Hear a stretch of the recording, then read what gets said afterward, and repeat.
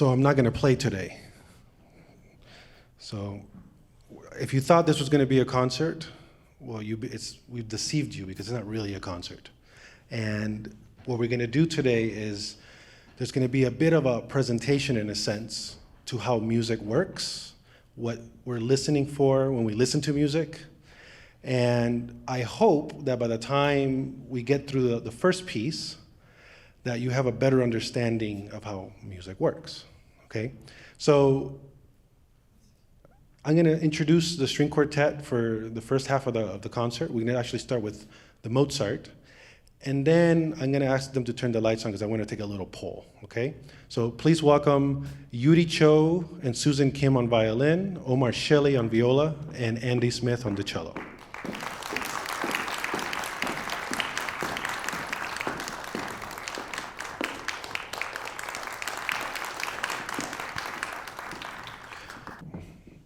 So I want to ask this question, just by a raise of hands.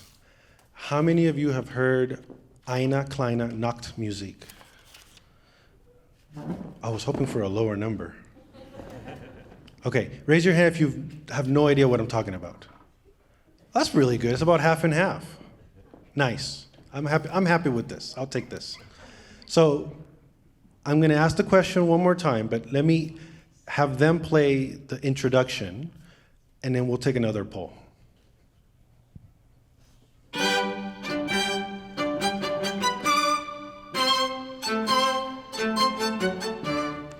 So, raise your hand if you've heard this before. Okay, put your hands down. Raise your hand if you've never heard this before.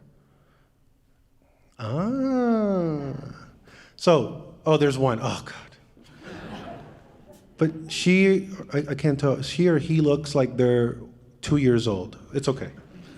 So, now, most of you didn't know the name of that, right? Half of you didn't know the name, and yet you recognize it. Where do you recognize it from? Why is that, those little 4 bars stuck in, like, why is it so obvious for you to recognize it? Anybody have any idea? Anyone? A movie? Okay, where you heard it? It's popular. Why is it popular? Anyone else? Yeah. I can't hear you. Overplayed. But see, what's popular is usually overplayed. So my question is, why is that so popular? And I think for me, I have my own answer. Maybe I mean, the overplayed one is not really the answer, but this is what I believe. If you listen to the very opening of that, can you play just the first 2 bars?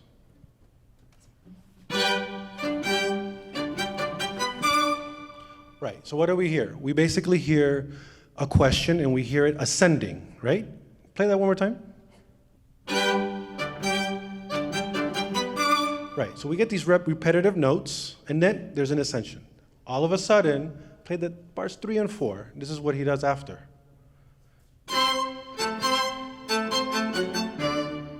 And then he comes back down. So in a sense, you probably never realized it, but it's sort of like a question and an answer. Your brain picks that up. You have no idea you're picking that up. And those little 4 bars have become so famous and so popular. It's not that different from a really good pop song that's on the radio, and you say, man, this pop song is terrible. I hate it. And you walk around your home, you're cooking dinner, and it's still in your head. And your brain is just processing it and it's thinking, this is really great. There's something catchy about it. Now, what I'm going to do today is I'm going to break this piece down into sections. And we're going to cover each section. And at the very end, they're going to play all of it. And I want to see if you have an idea, if you have a better understanding of the piece, if you hear things differently, if your brain is able to catch things you probably never heard before. Does that make sense? So let's get started. Mozart wrote this in 1787, and we have no idea why he wrote it. Normally, it would be a commission, or he would work for someone in a state of some sort, and they would want a certain piece of music for an event, or etc. We don't know exactly what this was written for, but what we do know is that he might not have ever heard it performed. There's no record of it being debuted anywhere. he ends up dying 4 years later, okay? This piece gets published just around 1830s. So way after, 30-something years after he passes away, it gets published, okay? It is, at the time, not a very popular piece. He was known mostly for string quartets, symphonies, and today it's probably his most famous work. Now, we're gonna go and break this up into what I believe makes this so great. In classical music, there are many forms on how to put things together, and Mozart wrote this in what we call a sonata form. And what it is it has an exposition, it has a development, a recapitulation, which brings back the material from the exposition, and then we finish the piece. So there is a structure to this, and we're gonna go through the structure. We're gonna start with the exposition. And in the very beginning, we have this opening that you just heard, those 4 bars. After that introduction, the piece begins in bar 5. So I wanna ask the first violin to play bars 5 to 10.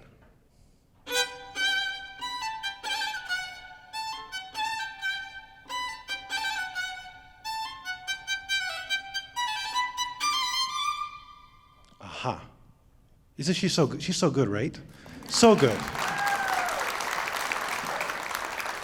Now, that is the main line. Anybody notice anything about it? Is it repetitive? Yeah, it's pretty repetitive. At the very end, though, he repeats a little while, and then at the very end, he does this ascending pattern again. Now, I want you to keep this in mind. That pattern is called a Mannheim rocket. Now, you may think a rocket is this big spaceship that goes up, but the reality is, in this time, anything that ascended in big steps is a Mannheim rocket. Have you heard that before, so far in the piece? Play the very beginning, the very first 4 bars.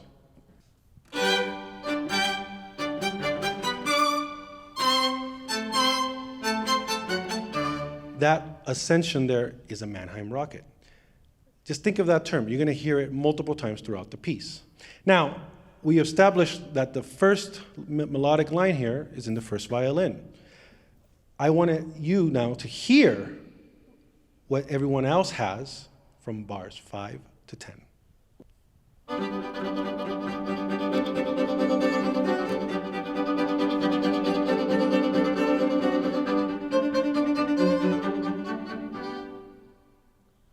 Pretty simple. Repetitive?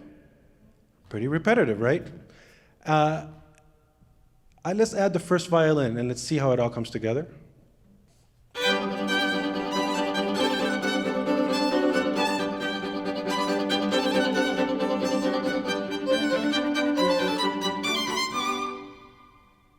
What do you think?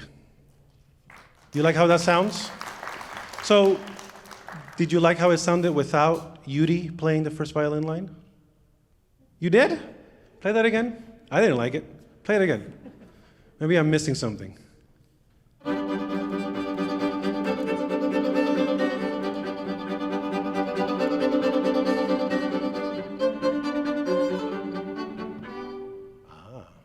So, what's so special about that? What's really happening? Is there a melodic line? There is. Explain to me what the melodic line is.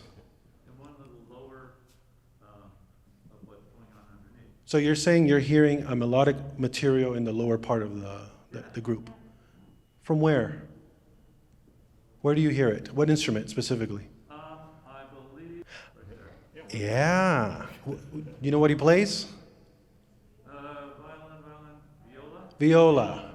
Viola, beautiful. So you're right. Mozart does this little clever thing. In this time, viola didn't really play a whole lot, I guess you could say. It's just used as filler. I play the viola, I would know. And what's interesting here is he could have just given random quarters or eighth notes and not given a melodic line. Can you play that again and just take out the slurs and take out those notes and keep the same notes in the chord?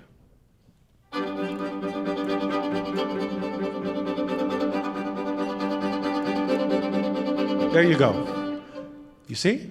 But see, it's so repetitive that after a while you start to notice. But you noticed immediately that the viola had a little line. Just those little notes made a big difference, right? Now, it's also how he plays it. He gives it shape. He brings it out. Can we hear all of it put together?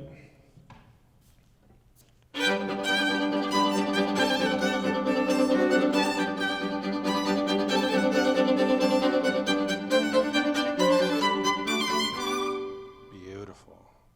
So, we're going to move on now into the second part of that theme. So that's the first theme of the piece, and we're going to call it theme A. Now I want to hear theme B, okay? So I'm going to ask the group to play bars 11 to 18.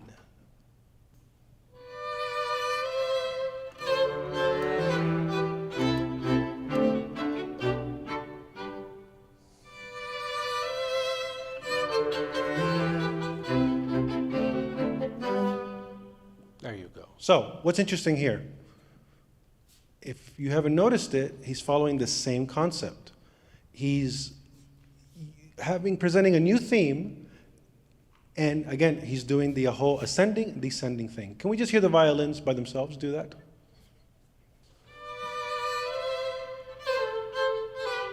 Descending. You could have kept playing. It's okay. So, see, we're descending. He starts higher, goes lower. Watch what the viola and the cello does here.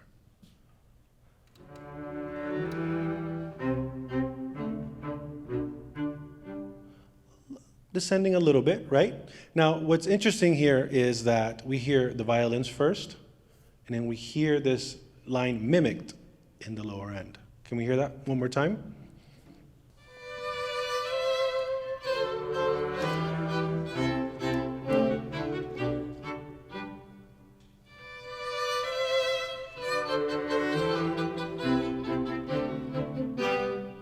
Aha.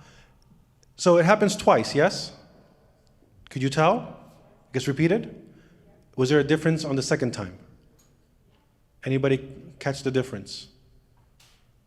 No one? You caught it?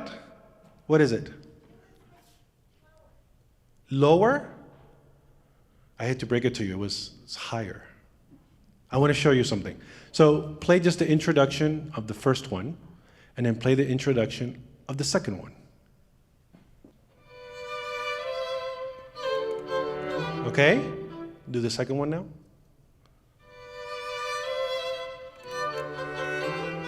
Okay, so what's different? Yeah. What's different?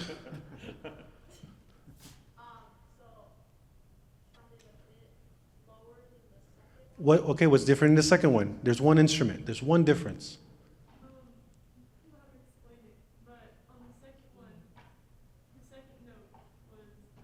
Nope. Oh, you guys, use your ears. Try one more time. Try one more time. You're going to walk out of here professional musicians, I guarantee it. Try it one more time.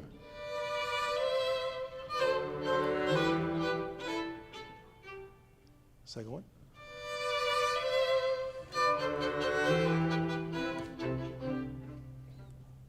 Anybody catch it? What is it? The viola, again. The viola. And you know what's hard to catch is it's the exact same note, just raised an octave. So he raises the range, gives it a different feel, but it's exactly the same. Now, what about the second part? Play the whole thing one more time, but both back to back.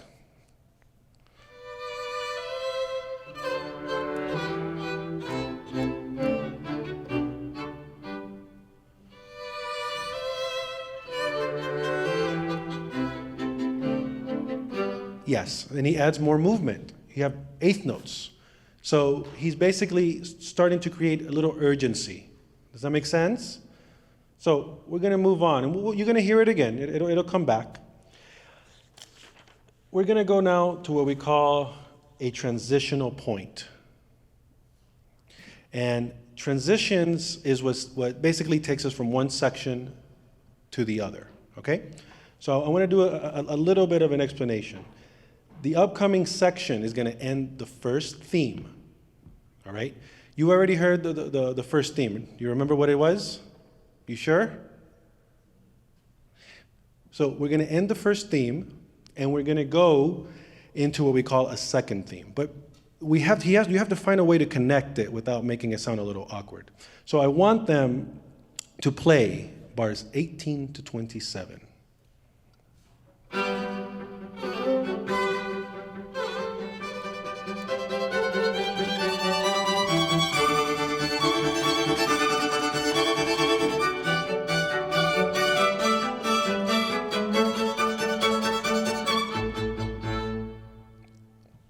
Beautiful, right?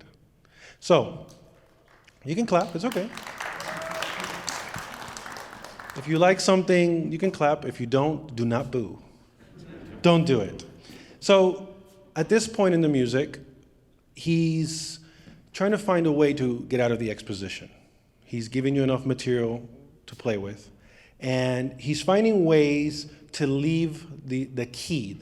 Anybody know what the key is in music? The tonality? You know what it is? Do we have any musicians in the house or no? We have a couple. So this piece is written in G major, okay? And so we set a tonality, and in music, usually don't keep that tonality the whole time. We want to explore and move around a bit. Now, Mozart adds one note in there that doesn't really belong, and that note is telling us that we're going to start modulating. Anybody know what modulating means? You know what it means? Changing from one key to another. And we can't just suddenly do it. It wouldn't work. So let's see if you can catch who is the person, who is responsible here. Do you guys know who's responsible? Do you know? You do know. I don't think they know. Oh my God. Okay, so let's see if we can figure out who's responsible for starting this modulation. Can you play the same thing again?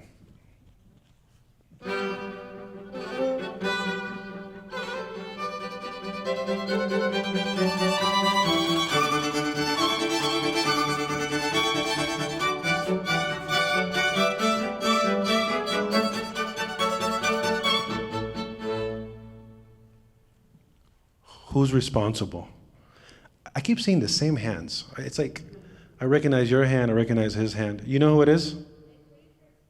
Oh, he's right. He is right. Anybody know what that note is? You know? What is it? A sharp? No. he's putting the kids down, hand down. Can we hear just the first violin play?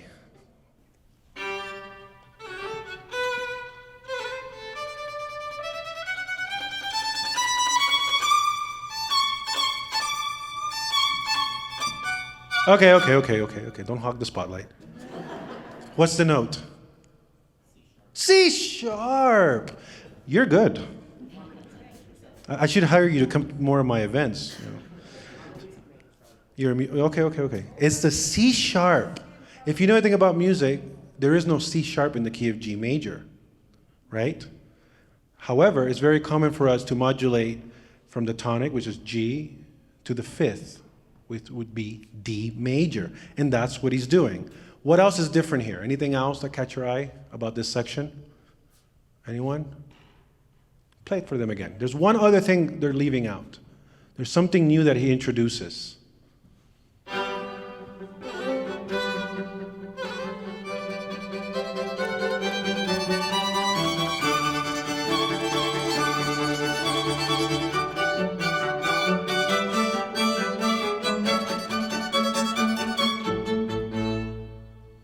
Anybody catch it?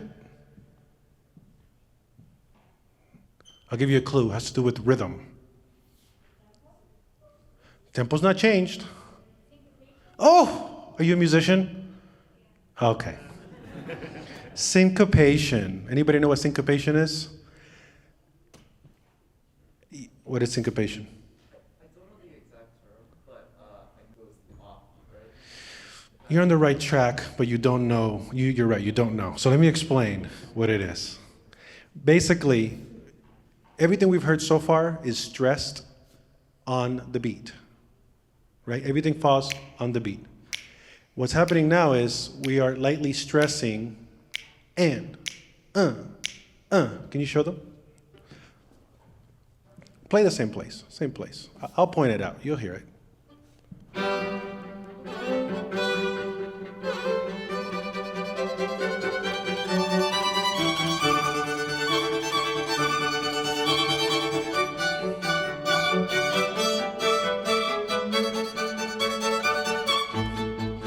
So he basically displaces the beat. They're still on the beat. These two are still right on it. And the ladies here on the violin are playing the syncopation. So now you know, syncopation, okay? There's one last thing. Does it sound like we finished this section? Does it sound like the section is over? By raise of hands. Raise your hand if you think it's over. I feel like everyone's insecure today. It's like, there's no right or right answer. Well, there is a right answer, but I can't lie to you. Raise your hand if you think it's not over. Okay, why not? Anybody have an answer? Anyone? The music majors?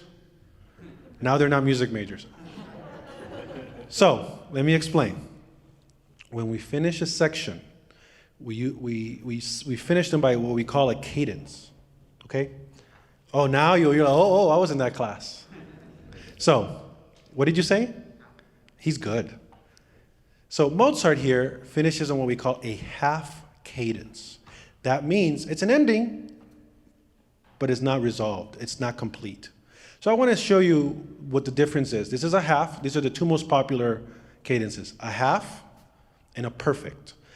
A half is, you can also call it an imperfect. It's okay to call it that too, but it's mostly known as a half cadence. Play them the half cadence, and then we'll play them the perfect cadence.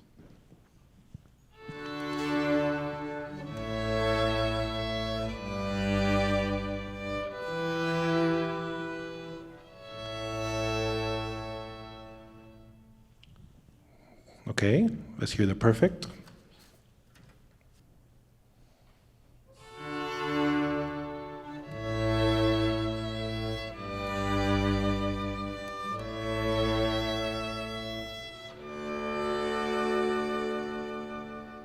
You hear a difference? Yeah? Okay, I hope, and is anyone confused? I don't want anyone leaving here confused. Did you hear the difference? Yes? Okay. I just want to make sure. If you didn't, I'll make them play it again. It's okay. We could just play the last chord of each. That would make sense. Let's do that. Andy wants to play the last chord of each.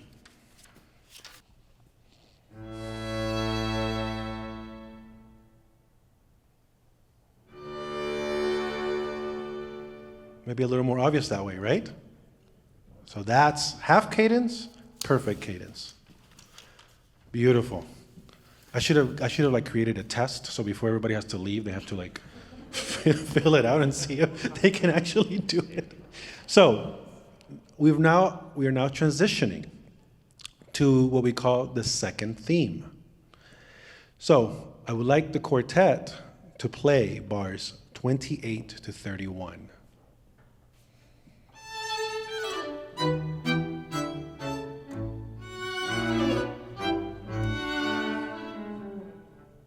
Beautiful. What key are we in? Anyone?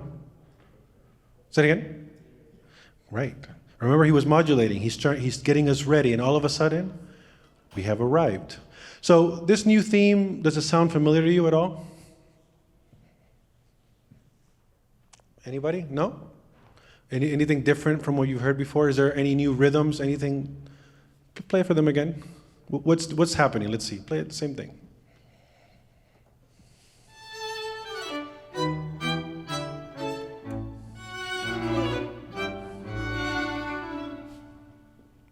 Yeah. Yes. Slower. Yeah. It doesn't feel as energetic. Anything else? Anything else? Let me hear just the first violin play that.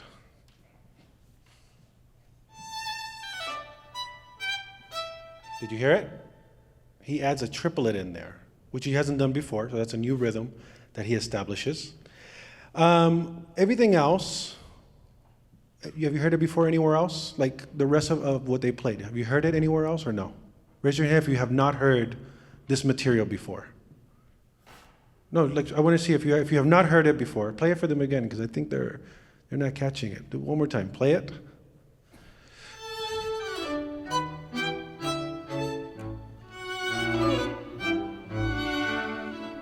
Have you heard this before? Yes or no? Raise your hand if you've heard it before. Okay, where have you heard it before? Where? Yeah. No. I'm talking about today, during this presentation. Have you heard this before? Yes. Oh, God. I think it's me. It's not you. It's me. Let me rephrase. So far, from everything you've heard before, have you heard this material before? Raise your hand if you think you've heard it before. But you have to tell me where you heard it. Anyone? Can you play, I think it's bar 11 to 14? Let me see if bar 11 to 14. In the very beginning of the piece, listen to this.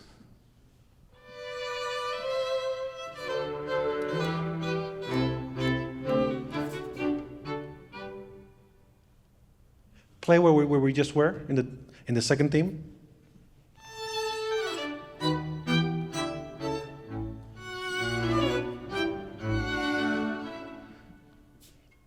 A lot of you need to get your ears checked. I'm trying to help you here. So he's basically grabbing material that he's already used and recycling it. Make sense? Yeah? Okay. So we're going to move on a little bit more. I want the quartet to play bars 28 to 55.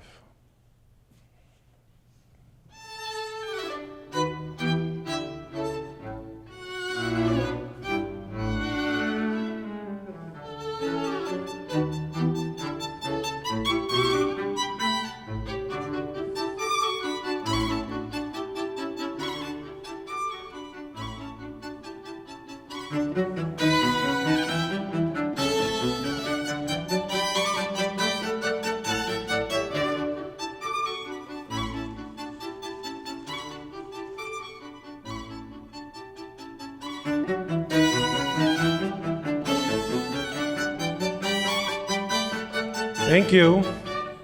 Beautiful. So we've heard a lot of this before, sort of, right? Similar stuff, similar material. Nothing really that new. Although we do have little repetitive structures that he adds in certain little places. Can I hear just the first violin line? And if you haven't noticed, the first violin line carries most of the weight. Where? Same place.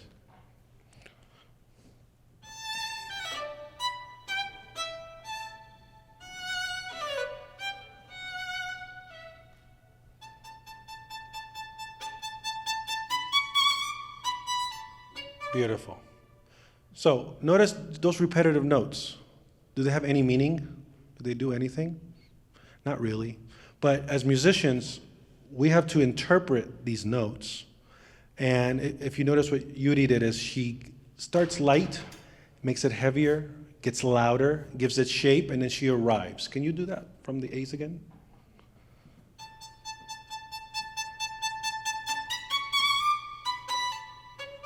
She's so good, so good. Now, let's hear what the other three are doing throughout all of this. No, we don't need you, Yuri. No.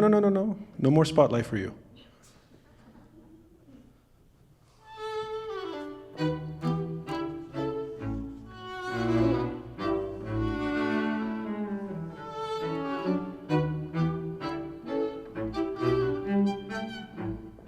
Yeah, it's okay.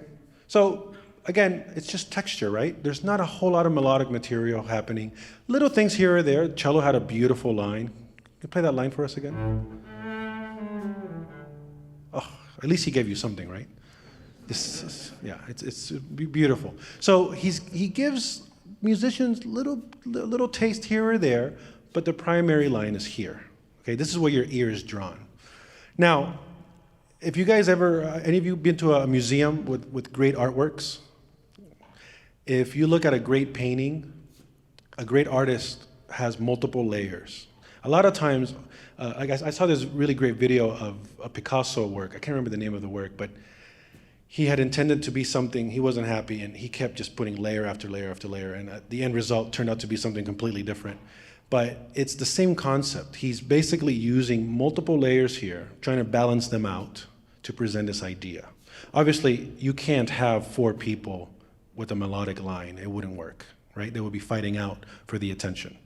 Now, after this line, we need to finish the second theme. How are we going to finish it? Anybody know? Anybody know how we're going to finish it? Nobody? No music majors now? Say it again? You know the word cadence. Are you a musician? He's the musician's dad. Okay. So, he's right. Except, it's not, the word we're looking for is what we call a coda or a codetta. So I want to show you what that sounds like. Can we play the codetta, please?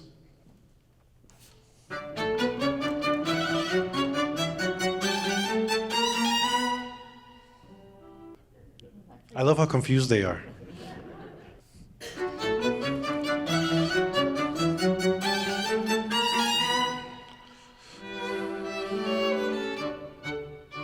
And that's your ending for the second theme. Make sense? So what's these terms codetta and coda? Codetta is just a short little ending. Coda just finishes out the entire movement. We will get to that word again because he does add one at the end. So after the second theme, we have now finished the exposition. We are now going to go to what we call a development, okay? So let's get the quartet here to open up the development. I'd like them to play those, I think it's those first, is it 4 bars? Can we hear that, please?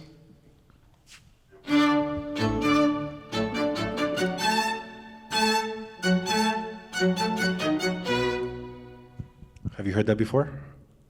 What's different though? It's what?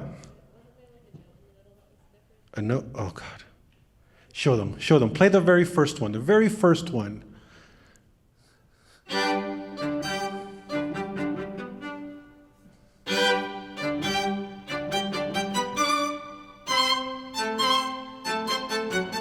Thank you. Now go to the development, play that one.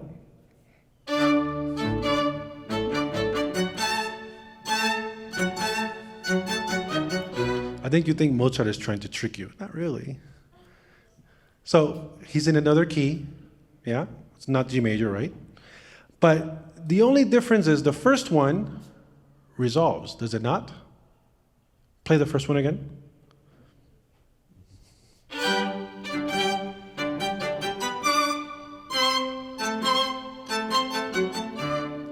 Feels settled. Okay, play the second one.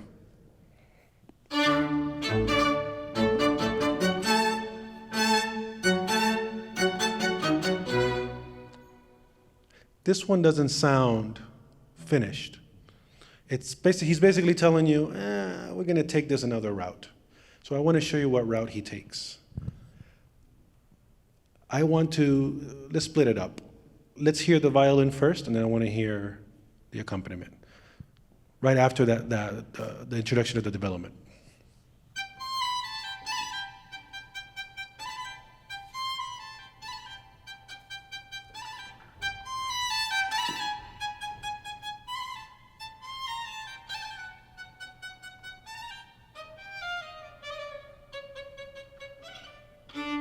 There you go. Let's just have the second violin, viola, cello play the same exact thing.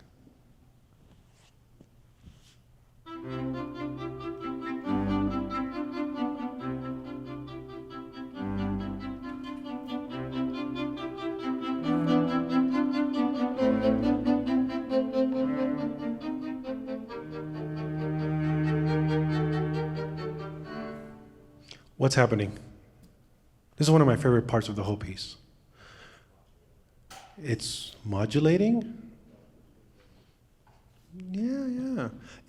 Where's he going? He's really good. Yes! Oh my, we need to hire you. No, it doesn't matter, but some people, I mean, you have a very good ear, man. I'm very impressed.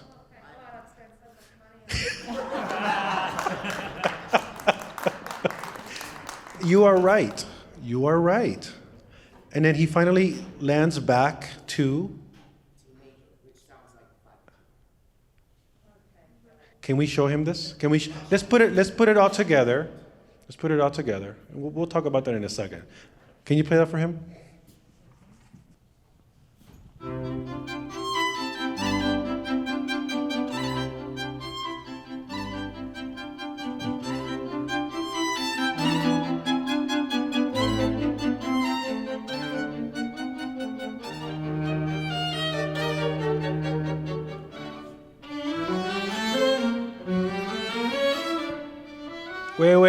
Wait. I need to talk about that first. You're right. So, he takes us back, a couple little keys, gets back to D, and then we have this another transitional moment. Can we play that now? From that D scale?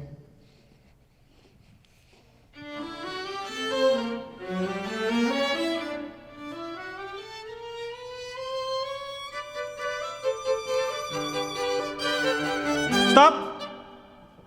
Don't do it, because you're going to give it away. Now we're leaving the development. He's ending. We're transitioning out of it. Anybody notice anything unique about how he left it? Any other thing he added there? That was maybe a little uncommon for the time. Anyone? Music major? Can we just hear the same exact thing one more time?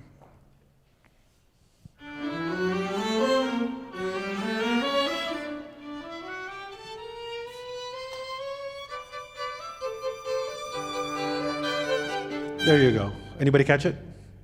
In the violins? They're what? Did you say chromatically? Yep. Money well spent. So what he's doing here is he's moving in these little steps, and that creates an effect. He gives it like extra color. You probably didn't even notice it, but it's there. He could have just done wider steps. It wouldn't have given the same effect. Can we just have the violin show us?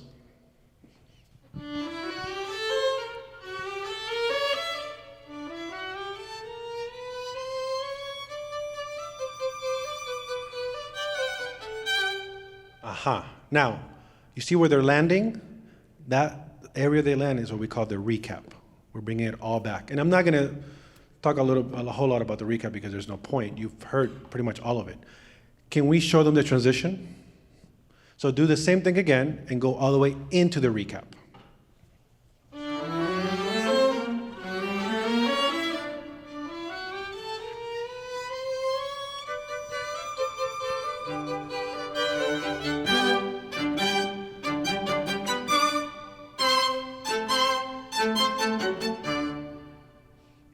See? So we've gone back full circle. We don't have to talk about what happens after this. You will hear it. You've already heard it. The only thing we're going to discuss before they perform this for us is what we call a coda. Remember, we talked about a codetta. This is a coda.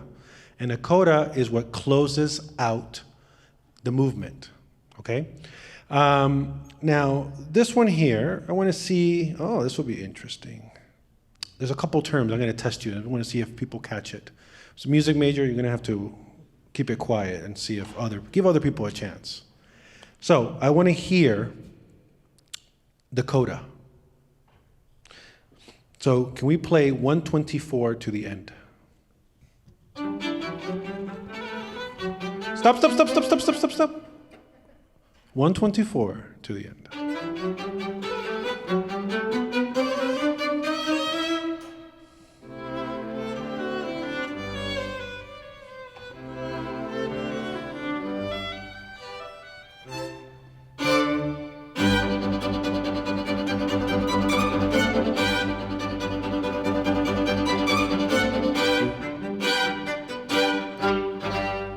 Okay, so I'm looking for two terms that we've already discussed. There's two things happening here at the very end. Anybody know what they are? Yeah. An accelerando? No, I never mentioned accelerando. Cool word though, accelerando, getting faster. Does it sound like they're getting faster? To you, yeah? You know why? Can you just play your part, second violin, viola, cello?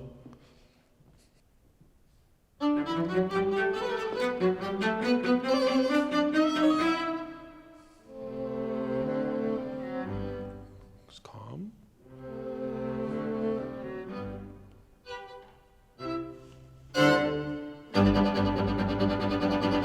That's why you thought it was an accelerando, but it's not. He's just making the meter faster. He's sort of hyping us up, getting a little adrenaline. So, what are the two words I'm looking for? Anybody? Music majors? Might as well open the door to you. I love how everybody's looking at him. Anyone? What is it? Well, it resolves at the end. Okay. Do you remember Mannheim Rocket? Yeah, there's another one in there. There's one more. What is it? Are you talking about the band? The other word, which you said, chromaticism. Raise your hand if you hear when it's chromatic. Can you play 124 to the end?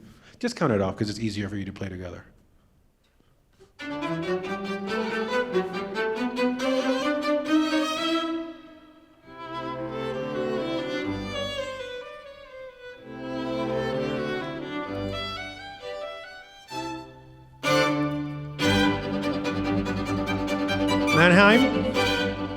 Mannheim? Why'd you stop?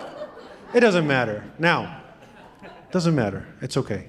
So, Mannheim, chromaticism, and I'm going to leave you with one other thing. There's one other thing he does differently from the entire piece. Listen to the very ending.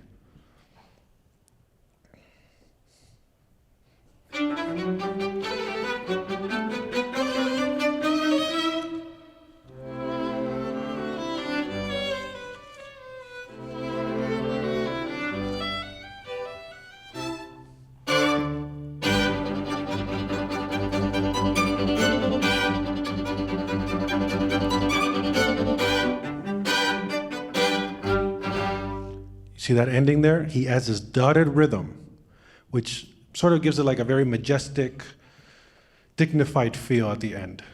So, I'll stop talking.